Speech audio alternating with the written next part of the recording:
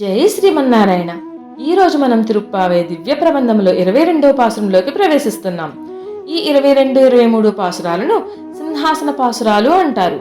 నేటి పాసురంలో ఆ స్వామి ఏ విధంగా మేల్కోవాలి, అందమైన కన్నులు ఏ విధంగా తెరిచి చూడాలో కూడా గోపికలే చెబుతున్నారు. రాముడు నిద్రపోతున్నప్పుడు ఆ సౌందర్యాన్ని కౌసల్యాదేవి, విశ్వామిత్రుడు ఆస్వాదించగలిగారు. ఆయన కూర్చున్నప్పుడు ఆ సుందరమైన రూపాన్ని భరతుడు, అరణ్యంలోని మునులు చూసి తరించారు. అలాగే స్వామి సముద్రం వద్ద నిలబడి సేతువు నిర్మించినప్పుడు ఆ ముగ్ధ మనోహర రూపాన్ని వానరులందరూ రెప్పలు వేయకుండా చూస్తూ ఉండిపోయేవారట. ఇక నేటి పాసురంలో ఆ స్వామి దివ్యమంగళ సౌందర్యాన్ని ఏ విధంగా వర్ణిస్తూ ప్రార్థించారో తెలుసుకుందాం. ఈ విశాల ప్రపంచంలో ఎంతో గర్వం గల రాజులు యుద్ధంలో ఓడిన సందర్భంలో జయించిన సార్వభౌముల సింహాసనం కిందకు గుంపులుగా చేరి ఏ విధంగా దాసోహం అంటారో అలా మేమందరం మా అహంకారాన్ని విడిచి నీ సింహాసనం కిందకు వచ్చి చేరాము స్వామి.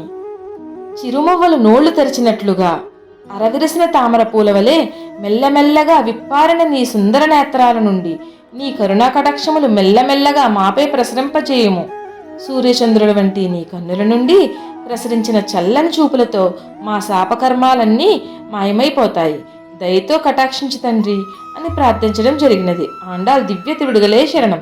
శ్రీరామునితో తామర పూలతో.